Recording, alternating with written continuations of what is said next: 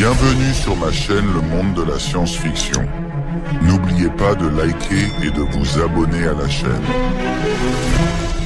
Les néons blancs du complexe souterrain projetaient des ombres dures sur le visage de Damien, tandis qu'il s'enfonçait dans le corridor de haute sécurité. Ses pas résonnaient contre le béton lisse, chaque mouvement calculé, précis. Le badge d'accès nouvellement obtenu pesait lourd contre sa poitrine. Plus lourde encore était la mise en garde qui l'accompagnait. La cellule 9 est strictement interdite sauf pour les contrôles programmés, lui avait déclaré la chef de sécurité Rousseau lors de son orientation, sa voix descendant presque à un murmure malgré la salle de briefing vide. La créature à l'intérieur n'est pas simplement dangereuse. C'est une sentence de mort ambulante. Damien avait acquiescé en observant le visage durci de Rousseau. Ne la nourrissez pas. Ne lui parlez pas. Rousseau s'était alors penché plus près, les yeux plissés. Et quoi que vous fassiez, ne croisez pas son regard. Le dernier garde qu'il a fait, disons simplement qu'il ne travaille plus ici. Il a perdu 3 doigts avant qu'on puisse le tirer en arrière. Maintenant, 3 semaines après son affectation dans l'installation, Damien se retrouvait attiré vers la cellule 9 comme un papillon vers la flamme. Ses fonctions officielles le conduisaient rarement dans cette aile isolée. Pourtant, il avait inventé des raisons d'y passer. Vérification d'équipement, ronde de périmètre, inventaire. Chaque fois, il jetait un coup d'œil furtif au panneau d'observation renforcé, apercevant brièvement l'être à l'intérieur. Son 3e passage cette semaine ne faisait partie d'aucune rotation de service. C'était pure curiosité, ou peut-être quelque chose de plus profond.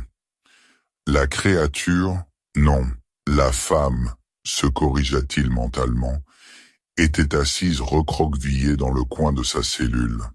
Même assise, elle dominait le mobilier renforcé, son corps massif à peine contenu par la chambre spécialement conçue. Le plafond de la cellule 9 était 2 fois plus haut que celui des cellules standards, les murs 3 fois plus épais. Pourtant, elle faisait paraître l'espace exigu, claustrophobe. Damien estima qu'elle devait mesurer au moins 3,30 m debout, avec des épaules assez larges pour remplir une porte. Les gardiens avaient des noms pour elle. La géante, l'intouchable, la bête du neuf. Ils ne s'approchaient jamais de sa cellule seule, et même à 2, ils gardaient leur distance, armes dégainées. Damien avait surpris des histoires au réfectoire sur la façon dont elle avait presque déchiré en 2 un assistant de recherche lors de sa capture. Comment elle avait écrasé le casque d'un garde avec sa tête encore à l'intérieur quand il s'était aventuré trop près. Mais quelque chose était différent aujourd'hui. Elle ne bougeait pas, ne faisait pas les 100 pas, ne testait pas les limites de ses entraves. Pas même la respiration lourde habituelle qui rappelait à Damien un prédateur au repos. Elle était parfaitement immobile. Trop immobile. Damien ralentit, hésitant devant la cellule. Le protocole exigeait qu'il alerte le service médical si un prisonnier montrait des signes de détresse. Mais les rapports qu'il avait vus suggéraient que ce prisonnier particulier n'était pas considéré comme valant les ressources. Il jeta un coup d'œil au corridor vide, puis revint à la cellule. L'écran près de la porte affichait ses constantes vitales. Rythme cardiaque dangereusement lent, température corporelle en baisse. Elle mourait de faim. Et d'après les registres qu'il avait consultés hier, ce n'était pas un oubli. C'était intentionnel. La réalisation s'installa dans son estomac comme une pierre froide. Toute l'équipe de recherche, le détail de sécurité, même le personnel d'entretien, il la laissait délibérément mourir de faim. Et ils y prenaient plaisir. Sans pleinement traiter sa décision, Damien se retrouva à marcher vers le réfectoire. L'équipe du soir terminait. La plupart du personnel était déjà parti vers leur quartier. Il remplit un plateau avec ce qui restait. Une sorte de ragoût protéiné, du pain synthétique, une tasse d'eau purifiée. Rien de spécial, à peine comestible selon les standards humains, mais de la nourriture néanmoins. Il ne se permit pas de réfléchir à ce qu'il faisait en retournant à la cellule 9. N'admit pas les protocoles de sécurité qu'il violait, les ordres explicites qu'il défiait. Il marchait simplement, plateau en main, dos droit, yeux devant, comme s'il était en mission parfaitement routinière. En approchant de la cellule 9, un garde qui passait remarqua le plateau et s'arrêta net. « Qu'est-ce que tu fais, Moreau ?»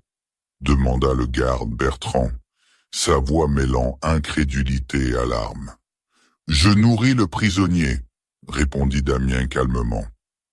Bertrand s'approcha, baissant la voix. « Tu es fou ? Cette chose là-dedans n'a pas été nourrie depuis 3 jours pour une raison. Ça fait partie de l'étude comportementale. Elle meurt. Ce n'est pas une elle, Moreau.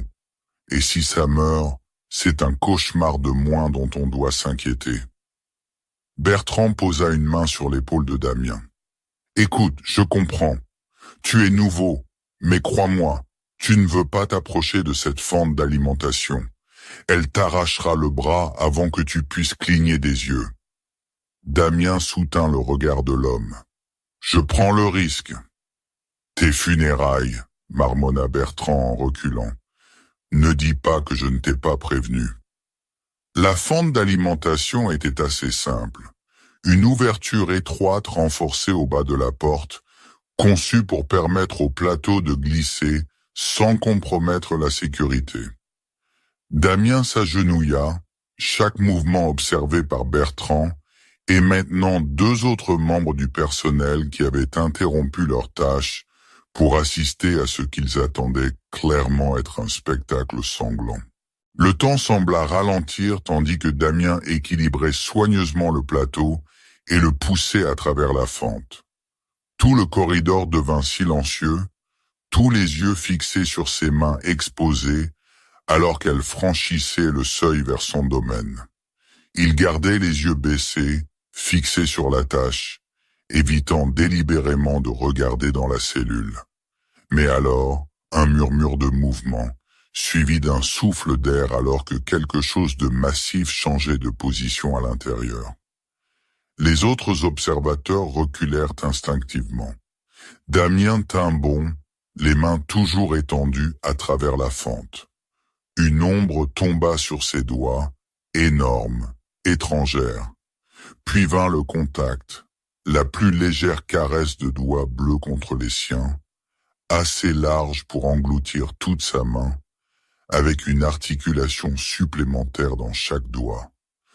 Peau calleuse striée de cicatrices pâles et tremblantes. Que ce soit de faiblesse ou d'émotion, il ne pouvait le dire. Damien se figea.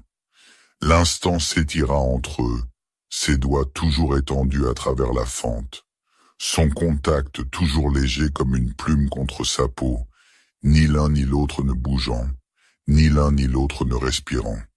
Puis lentement, elle se retira. Le plateau disparut dans les ombres de la cellule. Pas de mots, pas de son. Damien resta agenouillé, écoutant le doux raclement des ustensiles, le désespoir tranquille avec lequel elle mangeait. Quand le son s'arrêta, il tendit la main vers le plateau, s'attendant à ce qu'elle le retourne par la fente.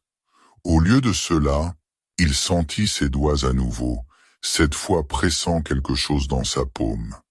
Il retira sa main pour trouver un petit objet, un morceau du pain synthétique déchiré en une approximation grossière d'une étoile à 5 branches. Un cadeau, ou peut-être un message. Damien referma son poing dessus, le mit dans sa poche et s'éloigna sans regarder en arrière. Derrière lui, il entendit le murmure incrédule de Bertrand à un autre garde. « Elle n'a jamais accepté de nourriture de qui que ce soit auparavant, pas sans essayer de les attraper à travers la fente. Le lendemain, il revint. « Tu t'es pris d'affection pour les monstres, Moreau ?» Damien ne leva pas les yeux de sa console, tandis que le technicien Lambert s'appuyait contre l'encadrement de la porte de la station de surveillance, un sourire narquois jouant au coin de sa bouche.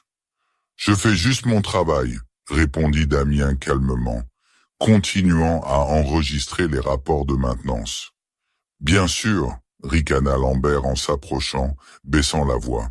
« Le mot circule dans un endroit de cette taille. Tu sais, les gens remarquent quand quelqu'un commence à faire des trajets non programmés vers des zones restreintes. » Damien garda son expression neutre, des années de discipline militaire le servant bien. « Si tu as une inquiétude concernant ma conduite, adresse-toi à Rousseau. »« Oh, je ne suis pas inquiet. » Le sourire de Lambert s'élargit, révélant trop de dents. « Juste curieux de savoir ce que tu penses faire. Cette chose là-dedans, ce n'est pas une créature incomprise. Elle a tué des gens, les a déchirés avec ses mains qui semblent tant te fasciner. » Damien termina son rapport et se leva, dépassant Lambert de plusieurs centimètres. « Merci pour l'avertissement, » dit-il en passant devant le technicien. Mais Lambert attrapa son bras, sa voix tombant à un murmure. « Tu sais ce qu'ils ont fait au dernier type qui s'est attaché, n'est-ce pas? Ce n'était pas juste une réaffectation. » Damien libéra son bras, soutenant le regard de Lambert pendant un long moment silencieux, avant de s'éloigner. « Elle t'a choisi, Moreau, » cria Lambert derrière lui. « C'est ce qu'elles font. Elles en choisissent un et ne le lâchent jamais, ni avec leurs mains, ni avec leur esprit. » Malgré l'avertissement, ou peut-être à cause de celui-ci, Damien se retrouva attiré vers la cellule 9 après la fin de son service. Le plateau qu'il portait ce soir contenait légèrement plus de nourriture qu'auparavant, incluant une portion du fruit synthétique qui avait été disponible au réfectoire. En approchant de la cellule, il remarqua quelque chose d'inhabituel. Les gardes normalement postés dans cette section maintenaient une distance encore plus grande que d'habitude, leurs yeux fixés sur la porte de la cellule avec une inquiétude évidente. « Je n'approcherai pas là-bas aujourd'hui, » avertit l'un d'eux tandis que Damien passait. « La géante est agitée depuis que tu l'as nourrie hier. N'a pas dormi. Surveille juste la porte. » Damien hocha la tête en signe de reconnaissance, mais continua vers l'avant. Quand il atteignit la cellule, il comprit l'inquiétude du garde. Elle n'était pas dans son coin habituel. Elle était directement à côté de la porte, sa forme massive projetant une ombre qui engloutissait tout le panneau d'observation. Même à travers la barrière renforcée, il pouvait sentir le poids de sa présence, comme se tenir à côté d'une montagne vivante. Cette fois, quand il s'agenouilla à la fente d'alimentation, il se permit de lever les yeux. Elle était assise plus près de la porte maintenant, penchée en avant mais toujours imposante, ses épaules massives frôlant presque le plafond même dans cette position. Sa forme était colossale, même assise, membres puissants, épais comme des troncs d'arbres, une tête qui semblait presque trop grande pour son corps. Dans la lumière tamisée, il pouvait distinguer le motif de crêtes qui descendèrent de son front, le long de son cou, disparaissant sous le vêtement grossier qui servait d'uniforme de prison. Tandis qu'il glissait le plateau à travers, elle tendit la main sans hésitation.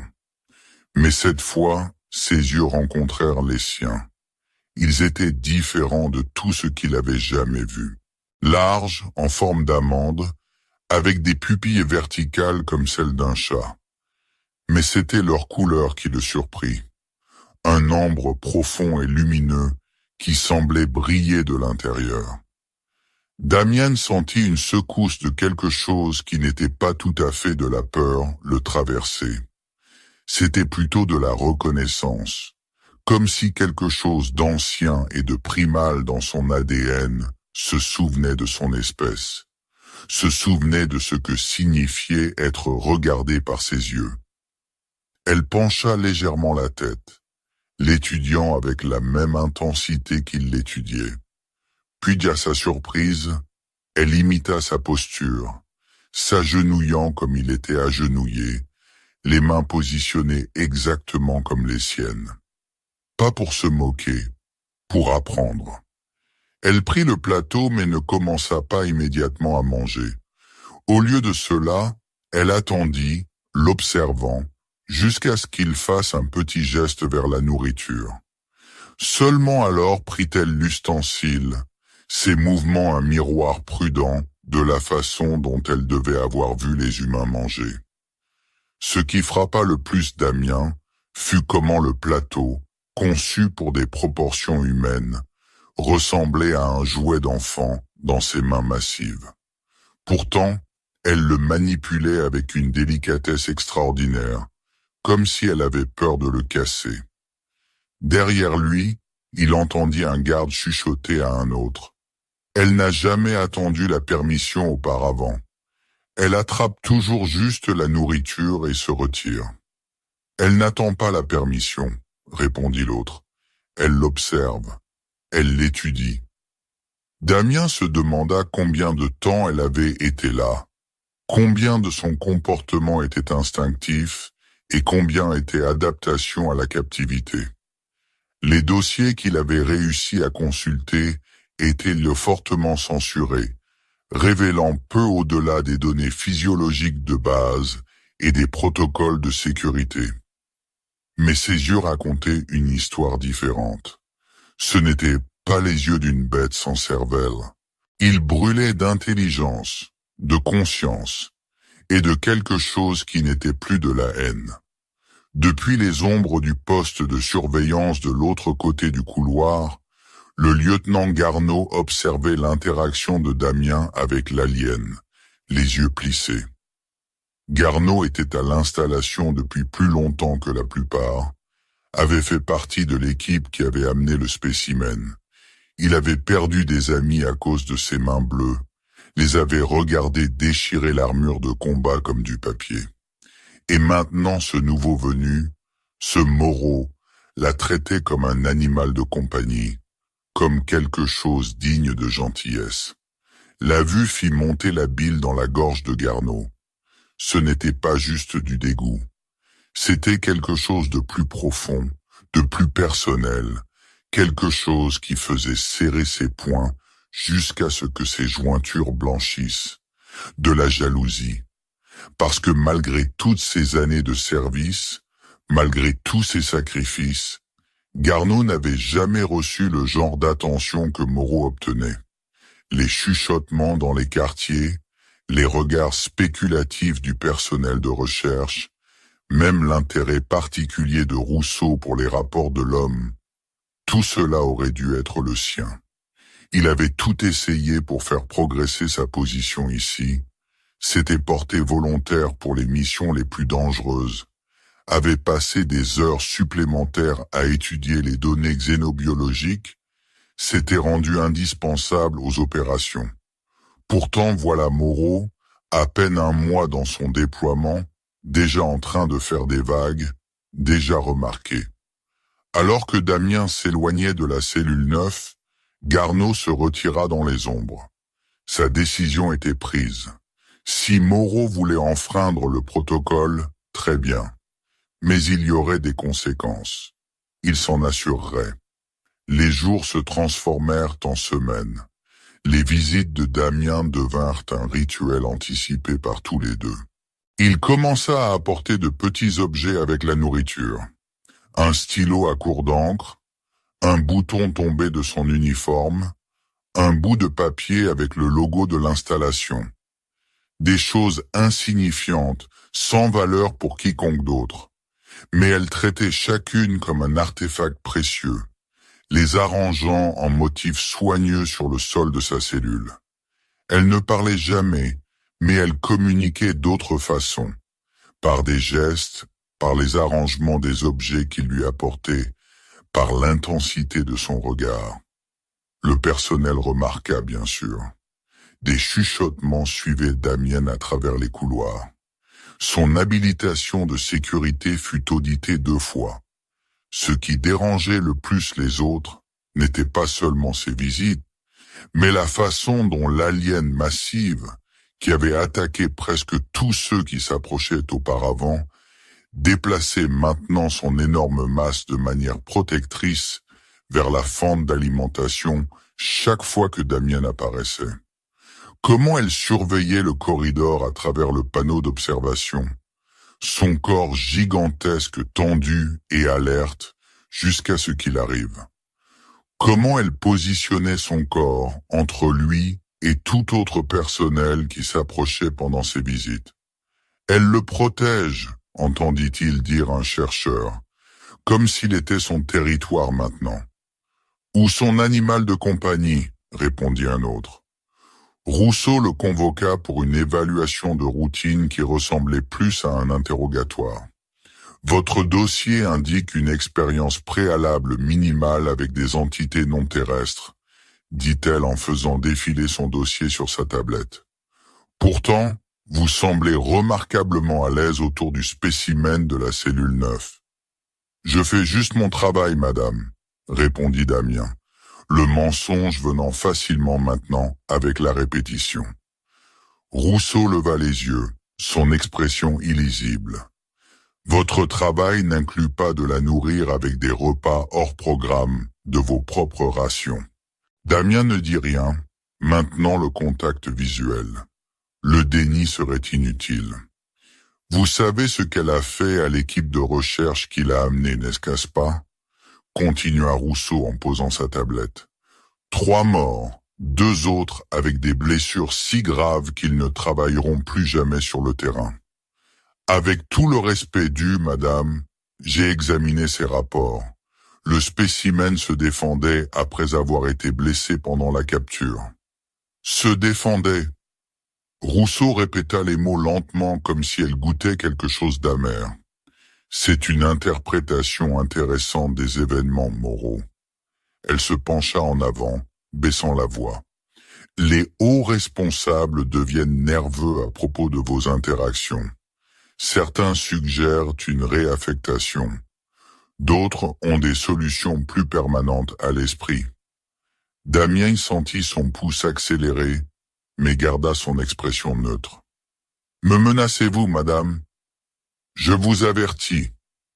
Rousseau soutint son regard. Quoi que vous pensiez faire avec cette créature, quelle que soit la connexion que vous imaginez exister, ce n'est pas réel. Elle vous étudie, apprend vos faiblesses, et quand le moment viendra, elle n'hésitera pas à les utiliser contre vous.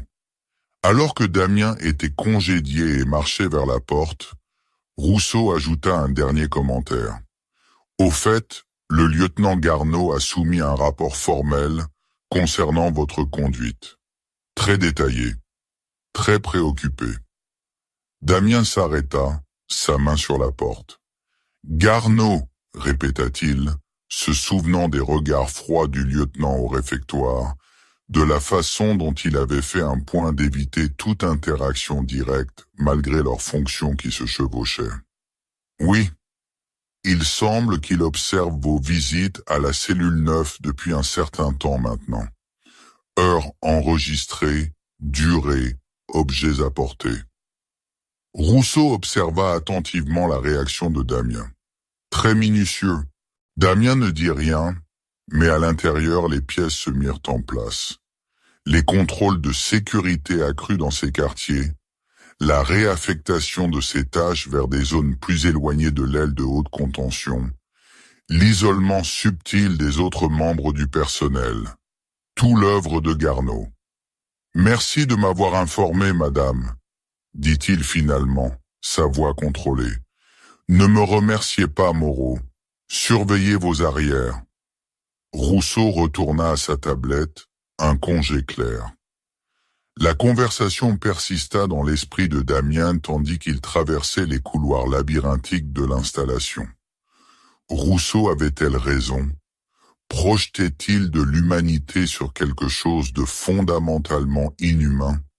Voyait-il de l'intelligence là où il n'y avait que de l'instinct, de l'empathie là où il n'y avait que du mimétisme?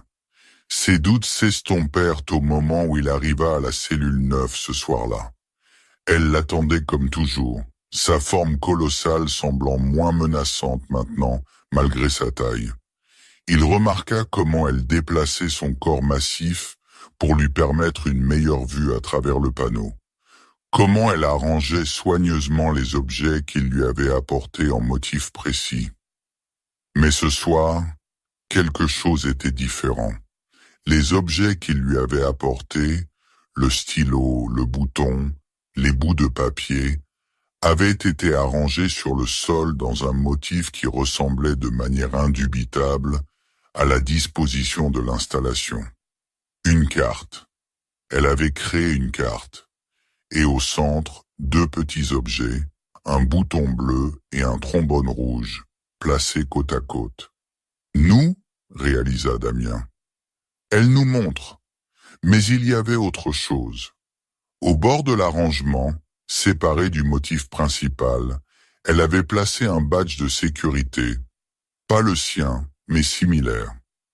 À côté, un morceau de tissu déchiré dans le gris vert distinctif des uniformes d'officiers, soigneusement tordu en une forme qui suggérait une silhouette qui observe. Un avertissement. Elle savait pour Garneau. D'une manière ou d'une autre, elle savait. L'incident survint une nuit où Damien avait été affecté à superviser une livraison de fournitures, brisant sa routine habituelle. Au moment où il avait fini de traiter l'expédition, il était bien après minuit, l'installation fonctionnant avec un personnel minimal. Il avait l'intention de sauter sa visite à la cellule 9, de retourner à ses quartiers et de dormir ce qu'il pouvait avant son prochain service. Mais en passant par le point de contrôle de sécurité près de l'aile de haute contention, il l'entendit. Des rires, cruels et aigus. Damien changea de direction, se dirigeant rapidement vers le son. En tournant le coin du couloir contenant la cellule 9, il les vit. Deux gardes, Fontaine et Silva, se tenaient à la porte de sa cellule. La fente d'alimentation était ouverte et il lançait à tour de rôle de petits objets à l'intérieur. « Allez, monstre, tu le veux ? Supplie pour ça !» disait Fontaine en balançant ce qui ressemblait à une barre de ration juste hors de portée. « Fais-nous entendre un bruit. » Silva riait, enregistrant la scène sur son appareil personnel. Une autre violation du protocole. Le doc dit qu'elle pourrait avoir des cordes vocales similaires aux nôtres. Peut-être qu'on peut lui apprendre à parler. Damien s'approcha silencieusement, des années d'entraînement tactique prenant le relais. Aucun des deux gardes ne le remarqua jusqu'à ce qu'il soit directement derrière eux. « Qu'est-ce qui se passe ici ?» Sa voix était calme, contrôlée, mais les deux hommes sursautèrent visiblement. Fontaine se redressa le premier, se redressant avec un sourire narquois. « On s'amuse juste avec le monstre. Pas de mal. Retournez à vos postes. » Damien garda son ton égal. « Maintenant. Techniquement, on est en pause, » contra Silva en rangeant son appareil dans sa poche. « Et techniquement, tu n'as pas de grade supérieur au nôtre, Moreau. »« Mais j'en ai un sur vous, » vint une nouvelle voix. Le lieutenant Durand, le superviseur de l'équipe de nuit, approchait de l'autre bout du corridor. « Et je ne vois pas de loisirs autorisés sur la liste de services pour cette section. » Les gardes échangèrent des regards, leur bravade se dégonflant. « On partait justement, monsieur », marmonna Fontaine en fermant la fente d'alimentation. Alors qu'il battait en retraite, Durand lança un regard mesuré à Damien. « Vous aussi, Moreau, cette zone est restreinte pendant le service de nuit, sauf si vous avez l'autorisation. » Damien hocha la tête, se tournant pour suivre les gardes. Mais avant qu'il puisse faire un pas, un son venant de l'intérieur de la cellule glaça les 4 hommes sur place. Un grondement bas, augmentant en intensité jusqu'à ce qu'il vibre à travers les murs. Puis un impact si violent que la porte renforcée se bombait vers l'extérieur, le métal gémissant en protestation. Un autre impact. Le panneau de sécurité à côté de la porte étincela et s'éteignit. « Qu'est-ce que... » commença Durand, atteignant son arme. Le troisième impact arracha la porte de ses gonds. Elle émergea de l'obscurité comme quelque chose sorti d'un cauchemar. 3,30 m de muscles enroulés et de rage, les yeux flamboyants, les entraves qui auraient dû la maintenir attachée pendant cassées à ses poignets. Sa peau s'était assombrie en un indigo profond, les crêtes le long de son corps relevées et évasées. La cellule qui avait été spécialement renforcée pour la contenir semblait maintenant absurdement inadéquate, comme une cage de papier essayant de retenir un tsunami. Fontaine et Silva restèrent paralysés de terreur. Durand réussit à dégainer son arme, mais avant qu'il puisse viser, elle était sur eux. Tout se passa si vite que Damien put à peine le traiter. Elle saisit Fontaine par la gorge, le soulevant du sol d'une main massive comme s'il ne pesait rien. Silva tâtonna pour sa matraque, seulement pour être envoyé voler d'un revers de main qui craqua contre le mur du corridor avec un bruit écœurant. Durand tira, le tir à impulsion frappant son épaule. Elle ne broncha même pas, se contentant de tourner son regard vers lui tandis que Fontaine luttait pour respirer dans sa poigne. Sa taille dans le corridor ouvert était encore plus terrifiante qu'elle ne l'avait été dans la cellule.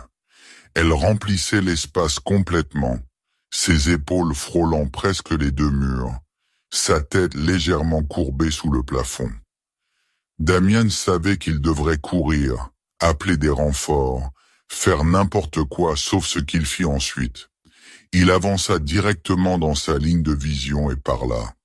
Pas en criant, pas en commandant, juste des mots calmes dans le chaos.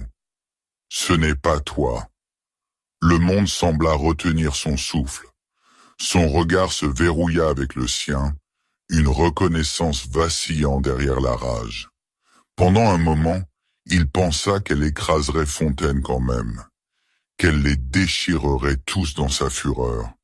Puis lentement, sa prise se desserra. Fontaine tomba au sol, haletant et serrant sa gorge. Elle trébucha en arrière, les yeux ne quittant jamais le visage de Damien. Ses mains tremblaient, son corps massif semblant soudain moins menaçant que vulnérable. La confusion et quelque chose comme la honte passèrent sur ses traits aliens. Et puis elle recula. Pas à pas, elle se retira dans la cellule, tombant à genoux à côté de l'arrangement dispersé d'objets sur le sol. Même agenouillée, elle dominait tous ceux dans le corridor. Mais sa posture maintenant était de soumission, d'attente. Durand criait dans son communicateur, appelant une équipe de sécurité. Des alarmes commencèrent à hurler à travers l'installation. Fontaine était toujours au sol, respirant avec difficulté. Silva n'avait pas bougé de l'endroit où il était tombé. Mais tout ce que Damien pouvait voir, c'était elle agenouillée dans sa cellule, la tête baissée, attendant la punition qui viendrait. La salle du conseil de sécurité bourdonnait de tension. 12 heures s'étaient écoulées depuis l'incident. Fontaine était à l'infirmerie avec de graves dommages trachéaux. Silva avait subi une commotion cérébrale et 3 côtes cassées. L'installation restait en alerte maximale avec des gardes armés postés à chaque jonction. Absolument pas. Le spécimen s'est révélé irrémédiablement dangereux. La terminaison est la seule option. La voix du directeur Marchand traversa la salle de conférence, faisant taire les murmures du conseil de sécurité assemblé. Damien se tenait au fond de la pièce, officiellement là pour donner sa déclaration, mais en réalité présent parce que Rousseau avait insisté. Un geste calculé pour s'assurer qu'il soit témoin des conséquences de ses actions. Le conseil lui-même était composé des responsables les plus hauts gradés de l'installation. Marchand en tête de table, flanqué de Rousseau et du docteur Ishikawa, la scientifique en chef.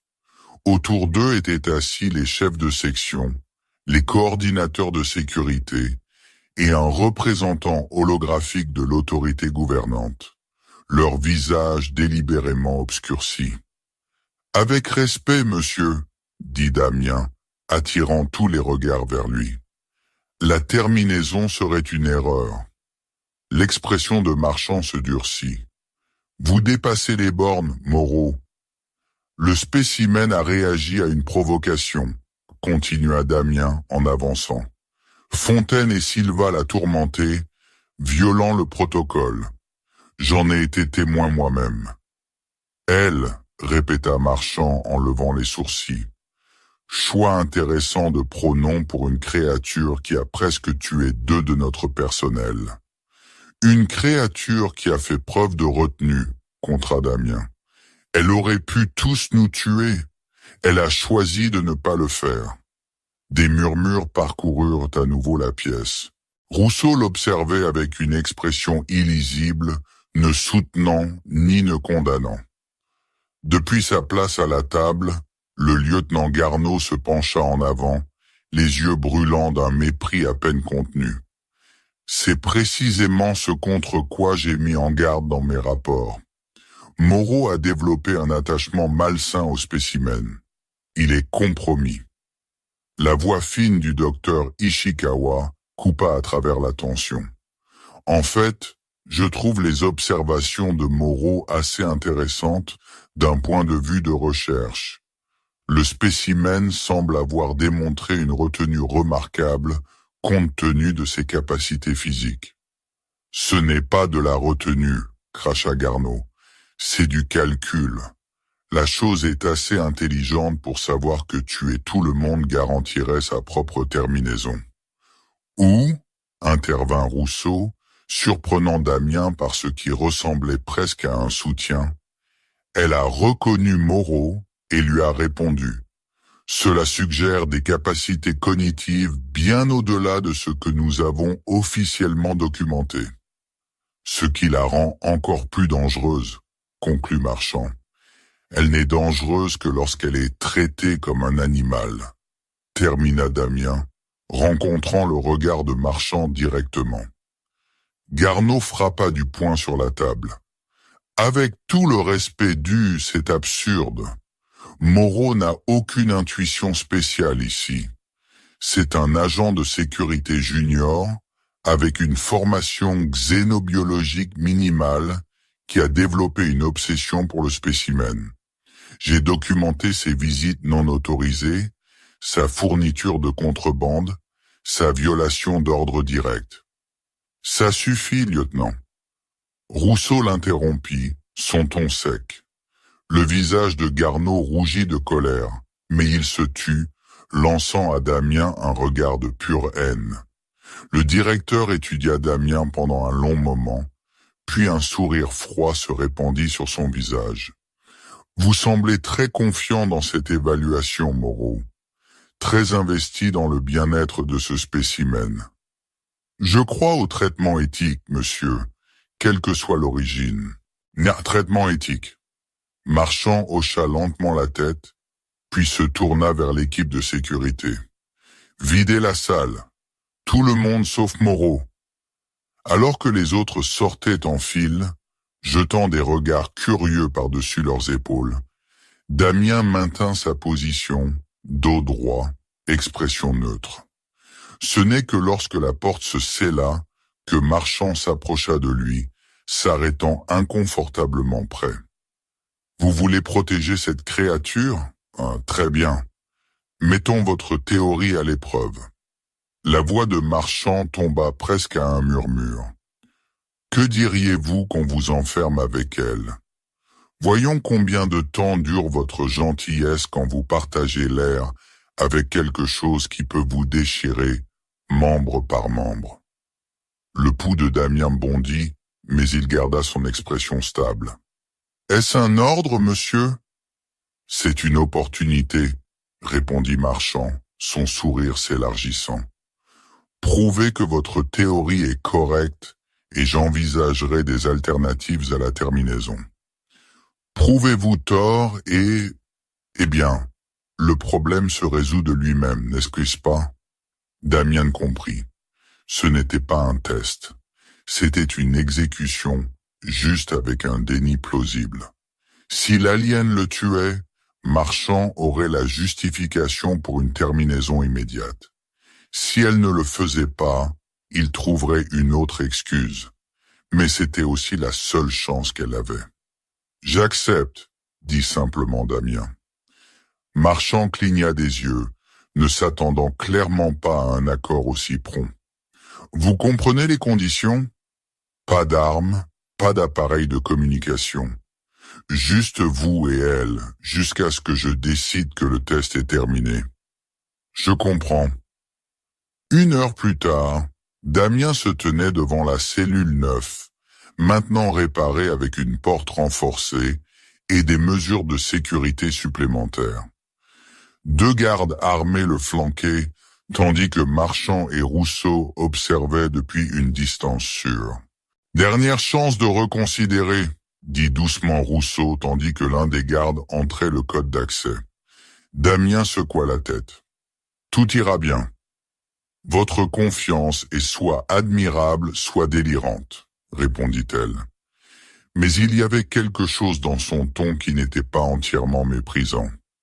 Si vous survivez à cela, Moreau, j'aimerais savoir ce que vous apprenez. La porte glissa, révélant l'intérieur faiblement éclairé de la cellule. Elle était là, dans le coin lointain. Les entraves réattachées et renforcées après l'incident. Sa tête était baissée, mais Damien pouvait sentir sa conscience de sa présence. Il entra sans hésitation. La porte se scella derrière lui avec un sifflement définitif, le verrou s'engageant avec un bruit lourd. Pas de sortie, pas de secours, pas d'armes. Juste le silence et la peur. Bien que ce soit la sienne ou la sienne, il ne pouvait le dire. Pendant ce qui sembla des heures, aucun d'eux ne bougea. Damien resta debout près de la porte, lui donnant de l'espace, tandis qu'elle restait recroquevillée dans son coin, impossiblement immobile. Le seul son était leur respiration, la sienne légère et contrôlée, la sienne plus profonde, plus lente. Finalement, Damien fit un pas prudent en avant, puis un autre. Elle se tendit visiblement, mais ne réagit pas autrement. Quand il était à mi-chemin à travers la cellule, il s'assit lentement, les jambes croisées sur le sol. « Je m'appelle Damien », dit-il doucement, les premiers mots qu'il lui avait jamais directement adressés. « Damien Moreau ». Elle leva légèrement la tête, ses yeux ambrés reflétant ce peu de lumière qu'il y avait dans la cellule. Elle ne répondit pas, mais il ne s'y attendait pas. « Je suis désolé pour ce qui s'est passé », continua-t-il. « Fontaine et Silva n'auraient pas dû te faire ça. » Toujours pas de réponse, mais sa posture changea presque imperceptiblement, l'angle de ses épaules se relaxant de fractions de degrés. « Je vais rester ici pendant un moment, » expliqua-t-il en gardant sa voix calme et égale. « Ordre du directeur Marchand. Il pense que tu vas me tuer. » À cela, elle bougea finalement, levant complètement la tête pour le regarder. Son expression était illisible, très alien, arrangée d'une manière que son cerveau humain ne pouvait tout à fait interpréter. Mais ses yeux, ceux-là, il pouvait les lire. Confusion, lassitude et quelque chose comme de la curiosité. Lentement, délibérément, elle se déplaça en avant, les chaînes attachées à ses entraves cliquetant doucement. Quand elle fut directement en face de lui, Reflétant sa position jambes croisées, elle s'arrêta. Puis à la stupéfaction de Damien, elle tendit une main massive vers lui. Reposant dans sa paume se trouvait un plateau métallique, son plateau de nourriture, avec les maigres rations du jour encore intactes dessus. Une offrande. Damien la regarda fixement, la compréhension s'installant lentement. Elle pensait qu'il était puni en étant placé avec elle, qu'on lui refuserait de la nourriture comme on lui en avait refusé, et elle partageait le peu qu'elle avait. « Merci, dit-il doucement, ne faisant aucun geste pour le prendre. Mais c'est pour toi. Tu as besoin de manger. » Elle pencha la tête, ne comprenant clairement pas ses mots, mais sentant son refus.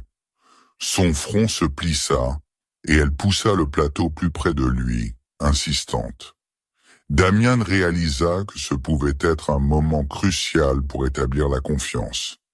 Il tendit la main lentement et prit un petit morceau du pain synthétique, faisant une démonstration de le manger. Puis il poussa doucement le plateau vers elle.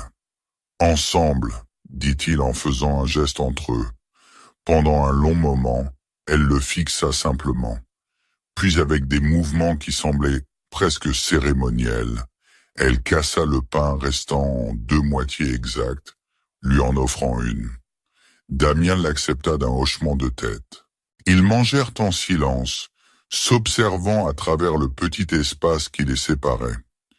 Ce n'était pas grand-chose comme repas, mais cela semblait le début de quelque chose d'important. À l'extérieur de la cellule, le lieutenant Garneau se tenait dans la salle d'observation, regardant la scène se dérouler avec un dégoût croissant. Il s'était attendu à du sang maintenant, avait attendu presque avidement le moment où l'alien révélerait sa vraie nature et déchirerait Moreau. Au lieu de cela, il les regardait partager un repas, comme des amis, comme des égaux. C'était mal, tout était mal. « Monsieur, dit-il en se tournant vers Marchand, qui se tenait à proximité, ce n'est pas un test valide.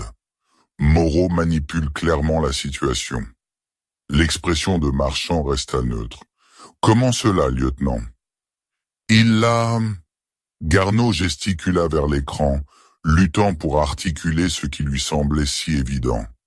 Il la traite comme si elle était humaine, comme si on pouvait raisonner avec elle.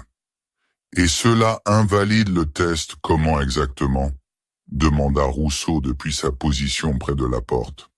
La mâchoire de Garneau se serra. Le spécimen doit être terminé, madame. Nous le savons tous. Cette mascarade ne fait que retarder l'inévitable. Remettez-vous en question la décision du directeur. Le ton de Rousseau avait un tranchant qui aurait averti un homme plus sage de battre en retraite. Mais Garneau était au-delà de la prudence maintenant. Je questionne la sagesse de risquer un personnel précieux sur les caprices d'un agent junior qui est clairement compromis. Attention, lieutenant, dit doucement Marchand. Vos sentiments personnels envers Moreau deviennent plutôt transparents. Garneau rougit. Ce n'est pas personnel, monsieur. C'est une question de sécurité de l'installation. Il hésita, puis ajouta avec une amertume à peine contenue. Moreau représente une menace pour tout ce que nous avons construit ici. Sa sympathie pour ces créatures pourrait saper tout notre protocole de confinement. Vraiment ? Rousseau leva un sourcil. Parce que vos rapports sur Moreau ont été remarquablement minutieux, presque obsessifs. Garneau ouvrit la bouche pour répliquer, puis la referma, réalisant qu'il était sur un terrain dangereux. « Je fais juste mon travail, madame. »« Alors continuez à le faire ailleurs, » dit Marchand d'un ton de congédiement. « Vous êtes relevé du service d'observation. » Garneau resta rigide pendant un moment, l'humiliation le brûlant. Puis il hocha la tête raidement et partit, ses pas résonnant dans le corridor. Il n'oublierait pas cela, ne le pardonnerait pas. Moreau paierait, et son animal de compagnie alien aussi. Les jours passèrent dans une coexistence étrange et tendue. La cellule, conçue pour un seul occupant, semblait simultanément trop petite et trop vaste. Damien dormait par courtes périodes agité, toujours conscient de sa présence, s'attendant toujours à moitié à se réveiller, avec ses yeux ambrés directement au-dessus de lui, à sentir des mains puissantes se refermer autour de sa gorge. Mais elle gardait ses distances, maintenant une frontière invisible entre eux. Pendant les heures d'éveil, elle le regardait constamment, étudiant chacun de ses mouvements avec une concentration intense. Quand il faisait les 100 pas dans la cellule pour empêcher ses muscles de s'atrophier, elle le suivait des yeux. Quand il parlait, principalement à lui-même pour briser le silence oppressant, elle penchait la tête comme pour déchiffrer les sons. La nourriture venait une fois par jour, poussée à travers la fente sans commentaire. Toujours un seul plateau, clairement destiné à un seul. Un test, ou peut-être une forme de torture psychologique, les forçant à rivaliser pour la subsistance. Mais chaque fois, elle divisait tout avec une équité précise. Damien essayait de refuser, d'insister pour qu'elle prenne plus, mais elle était inflexible. Parts égales où elle ne mangerait pas du tout. Le 3e jour, la ration d'eau fut accidentellement oubliée. Au soir, la gorge de Damien était desséchée, ses lèvres se fissurant. Elle remarqua son inconfort, l'observant alors qu'il essayait de rationner les dernières gouttes de la tasse du jour précédent. Puis elle se déplaça vers le petit lavabo dans le coin de la cellule et plaça ses mains contre le mur à côté, penchant la tête comme si elle écoutait. Un moment plus tard, elle enfonça ses doigts puissants dans la jointure où le tuyau rencontrait le mur et tira. Le métal gémit, puis céda. Un mince filet d'eau commença à fuir de la connexion endommagée. Elle mit ses mains en coupe-dessous, récoltant le liquide précieux, puis se tourna et les tendit vers Damien. Quand il hésita, elle émit un son doux et urgent. La première vocalisation qu'il avait entendue d'elle, qui n'était pas un grognement. Damien s'agenouilla à côté d'elle et but dans ses mains en coupe l'eau fraîche contre sa gorge desséchée. Après qu'il eut fini, elle plia soigneusement le tuyau pour ralentir la fuite à un goutte-à-goutte occasionnel, préservant la ressource plutôt que de l'épuiser. Intelligence, prévoyance, compassion. Cette nuit-là, pour la première fois, Damien dormit profondément, n'ayant plus peur de l'être avec qui il partageait la cellule. Le 5e jour, tout changea. Damien se réveilla en se sentant étrange, sa peau chaude et sèche, ses pensées brumeuses. Quand il essaya de se lever, la cellule bascula de manière alarmante autour de lui, le forçant à retomber au sol. Fièvre, déshydratation peut-être, malgré leur rationnement soigneux de l'eau du tuyau qui fuyait. Ou peut-être quelque chose de délibéré dans la nourriture qu'on leur avait donnée. Elle le remarqua immédiatement, se déplaçant à ses côtés avec une vitesse surprenante. Sa main fraîche se pressa contre son front, son expression changeant en quelque chose qu'il reconnut même à travers le brouillard de la fièvre. L'inquiétude. Au fur et à mesure que la journée progressait, son état empira. Des frissons secouaient son corps. Sa vision se brouillait, sa respiration devint laborieuse. Elle essaya tout. Déchirer des bandes de son propre vêtement grossier pour créer des compresses fraîches, l'encourager à boire l'eau précieuse qu'elle récoltait. Quand la fièvre le rendit délirant, elle le tint immobile pour éviter les blessures. Sa force douce mais immuable. À travers le brouillard de la maladie, Damien était vaguement conscient de voix à l'extérieur de la cellule. Du personnel médical discutant de son état en termes cliniques, refusant d'intervenir. Partie du test de Marchand. réalisa-t-il faiblement. Ils attendèrent de voir ce qu'elle ferait, si elle profiterait de sa faiblesse.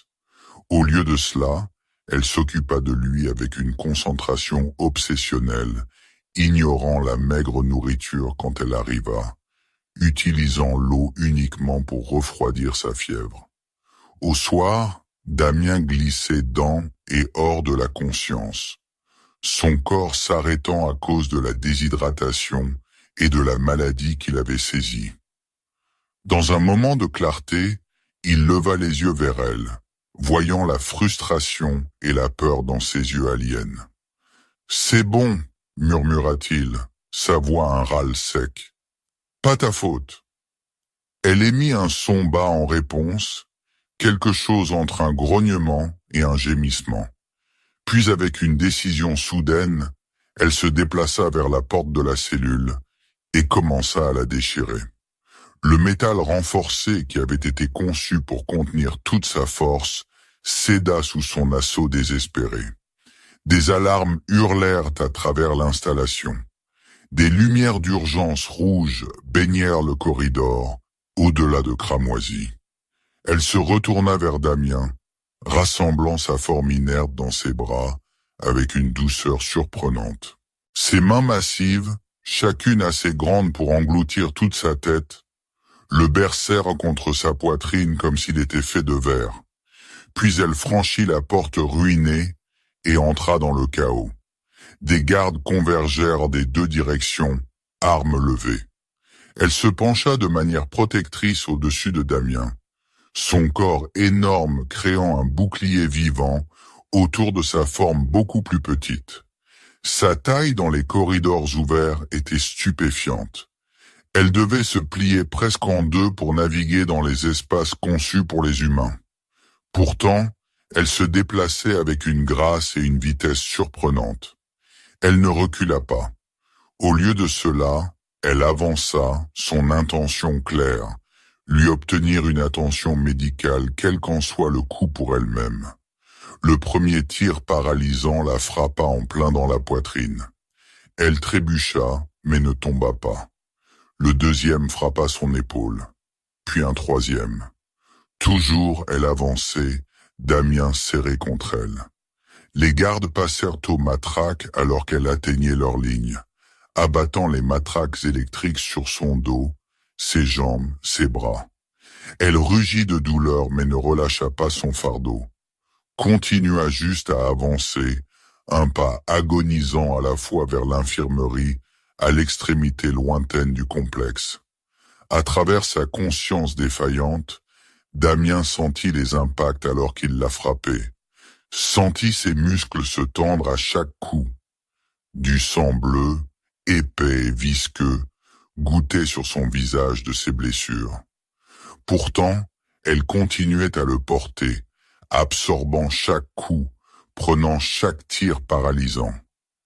5 niveaux de sécurité qu'elle franchit, laissant destruction et garde stupéfaits dans son sillage.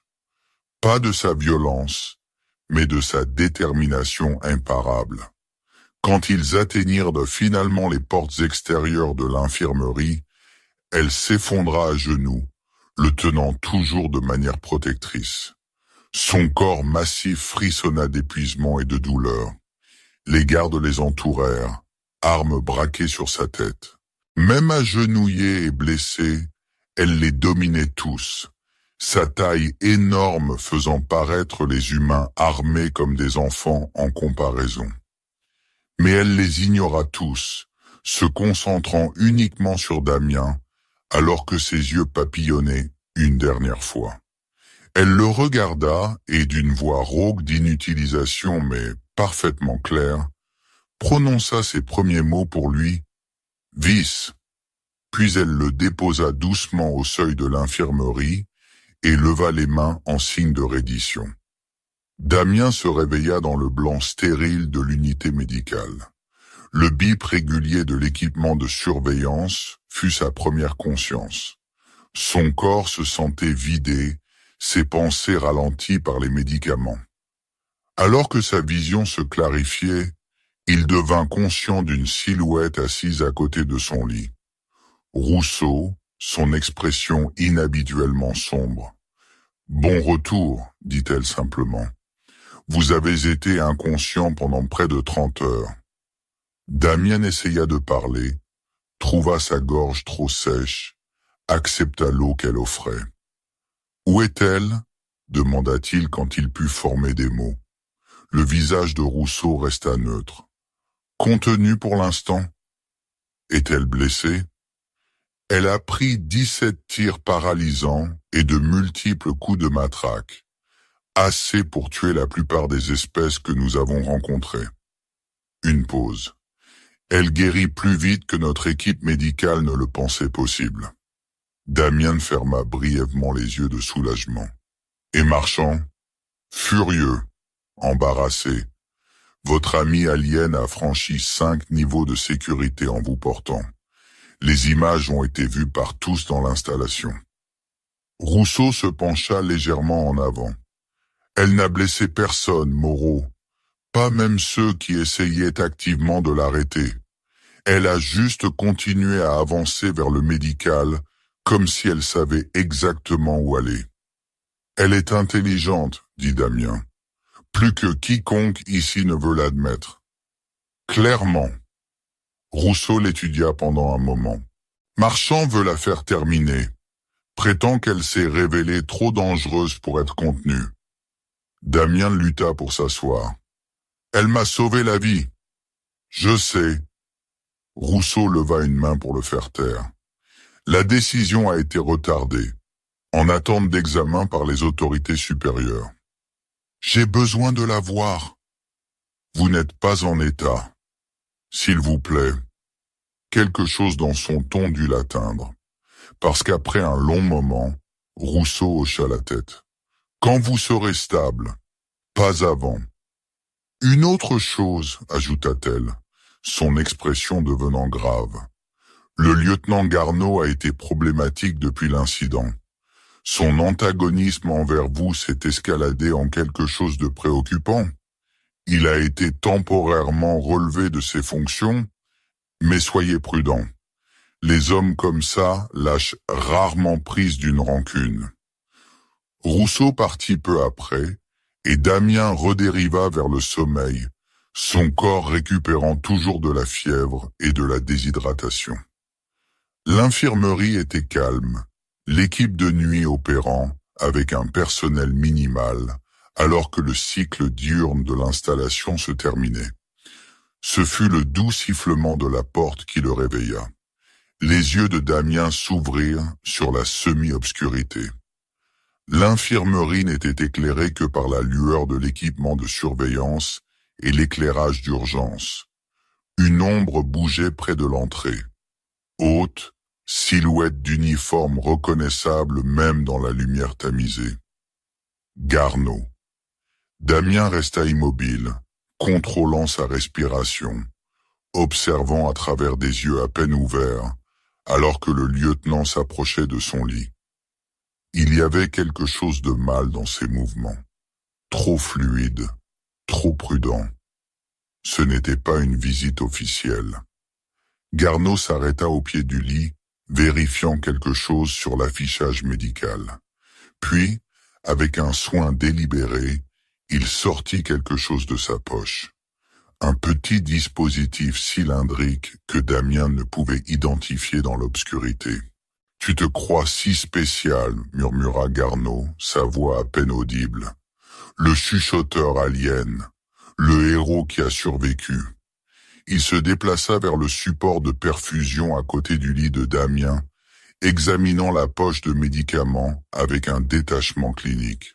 « Ça aurait dû te tuer », continua-t-il en tournant le petit dispositif dans ses mains. « C'était le plan. Te mettre là-dedans. Laisser la nature suivre son cours. Problème résolu. Mais tu as dû tout gâcher, n'est-ce pas ?» Avec une précision pratiquée, Garneau inséra le dispositif dans le port de médicaments de la perfusion de Damien.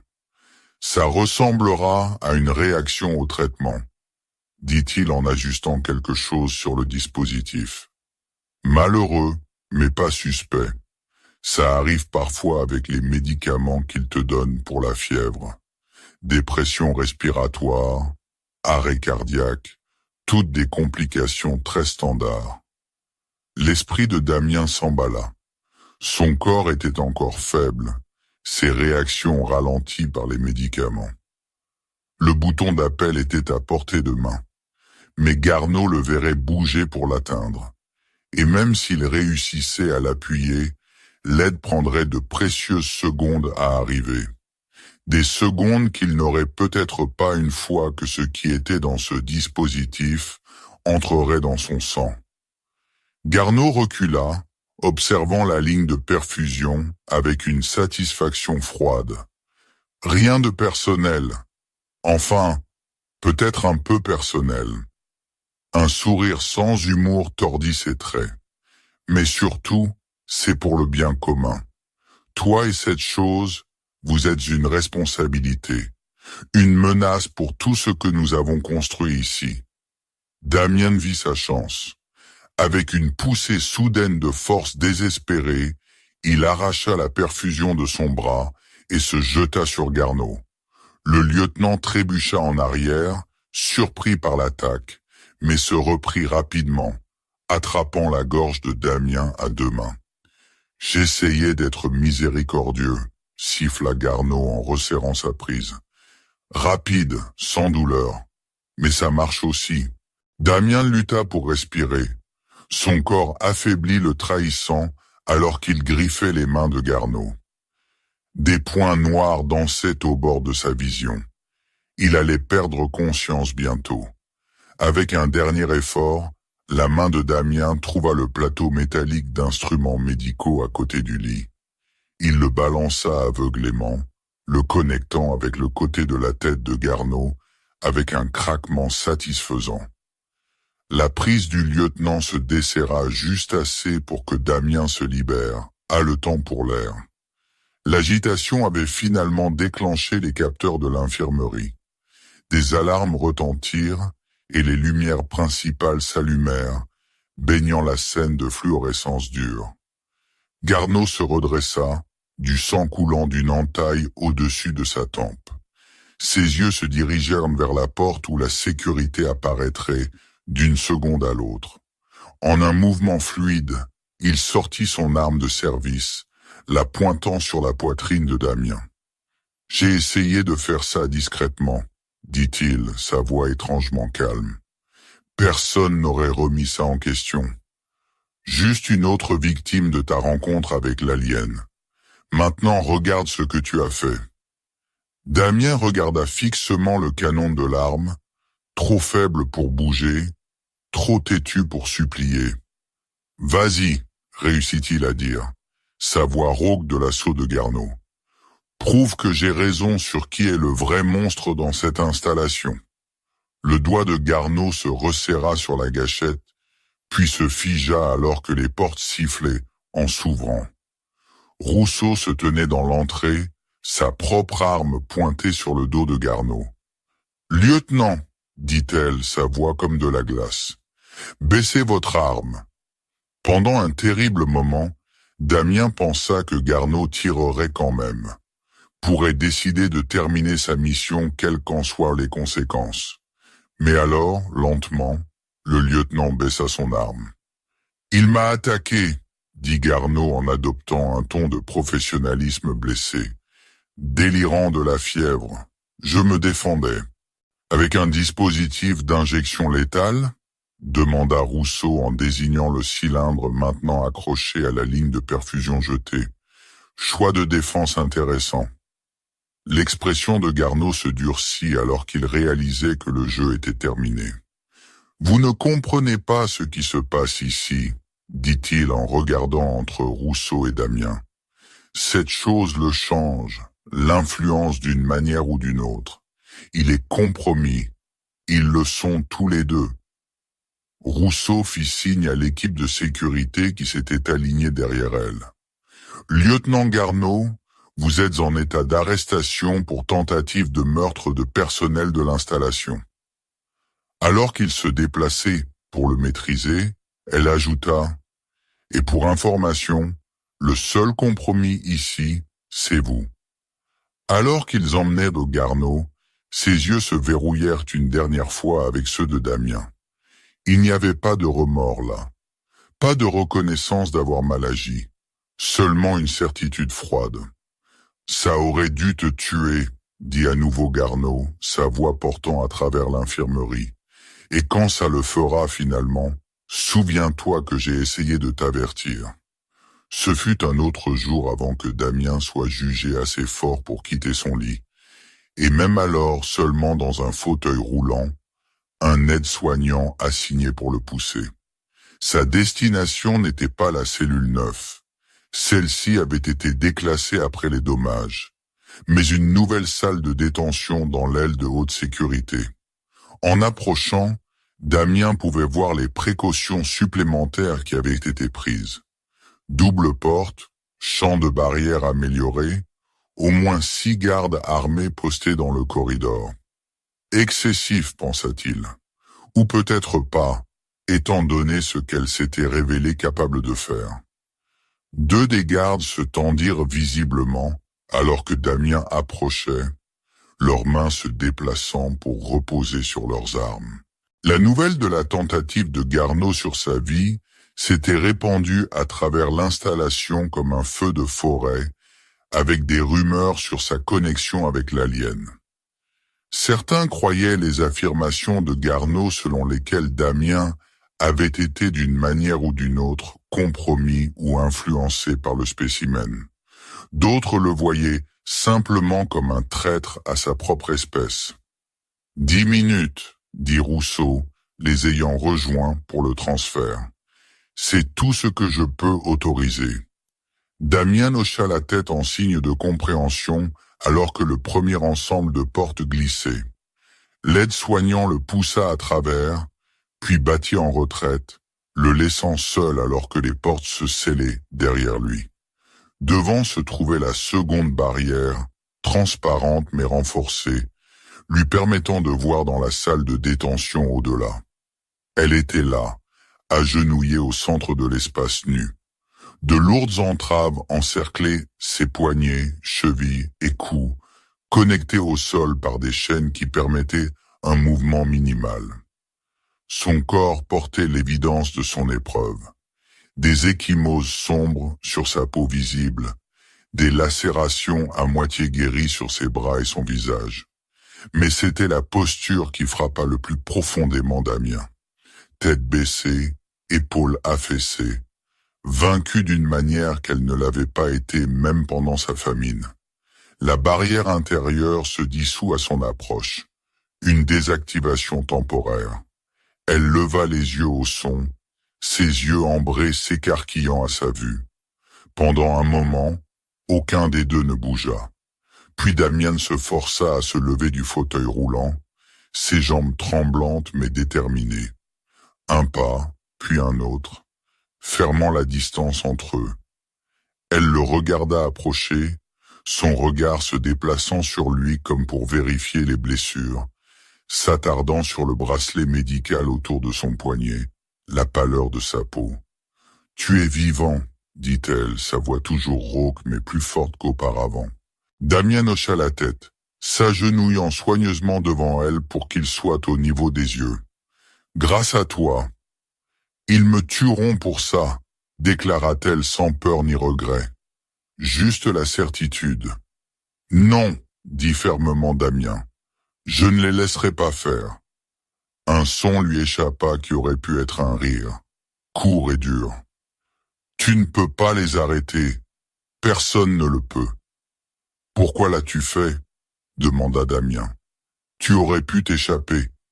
Une fois que tu as franchi la porte, tu aurais pu te frayer un chemin vers la sortie. Pourquoi tout risquer pour me sauver ?»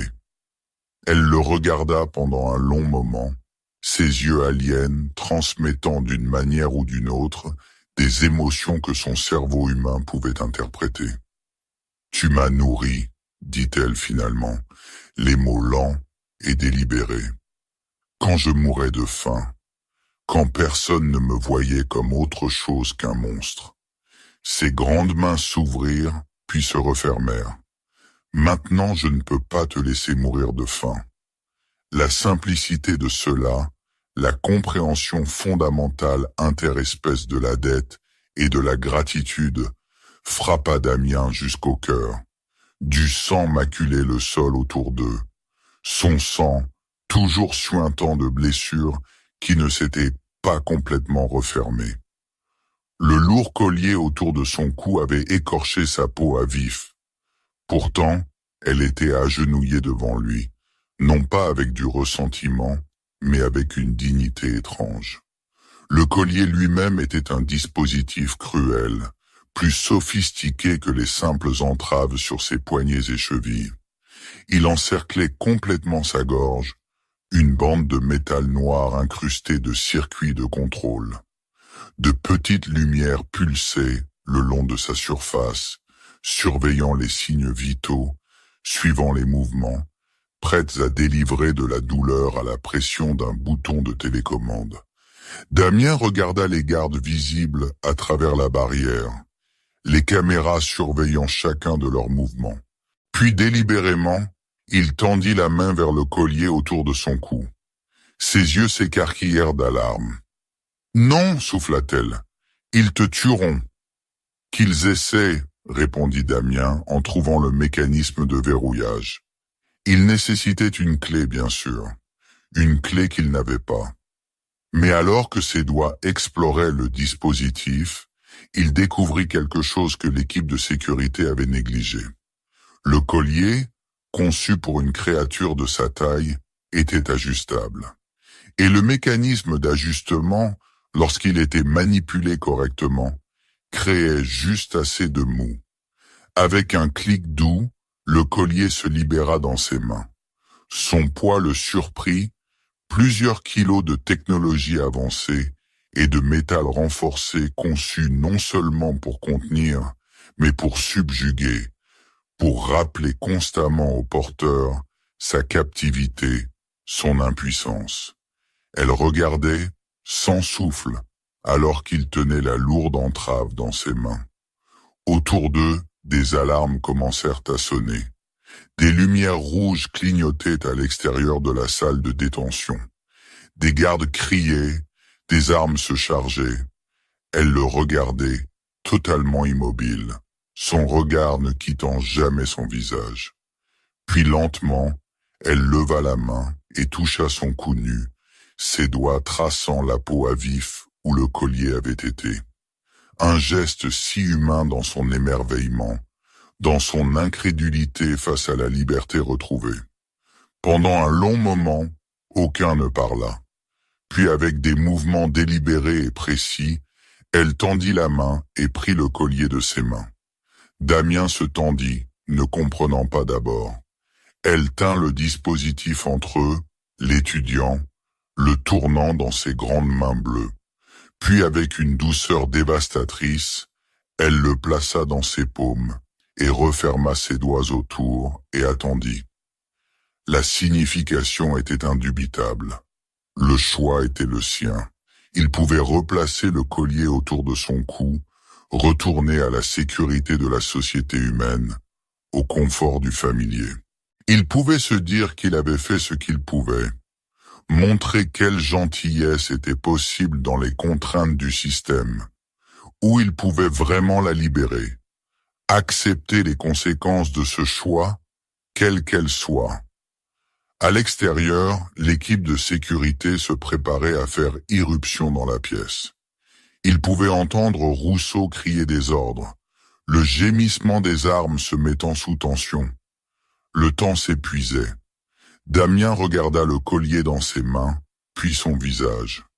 Alien, mais d'une manière ou d'une autre plus familier pour lui maintenant que n'importe quel visage humain.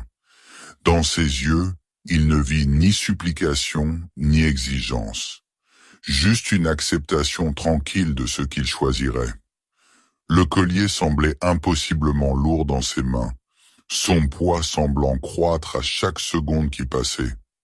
Le poids de chaque supposition, chaque peur, chaque barrière que les humains avaient construite entre eux-mêmes et l'inconnu. Sans un mot, Damien se leva et marcha vers l'unité d'élimination des déchets intégrée dans le mur. Il laissa tomber le collier à l'intérieur, appuya sur le bouton d'activation. Le dispositif disparut avec un doux sifflement d'air comprimé, irrémédiablement détruit.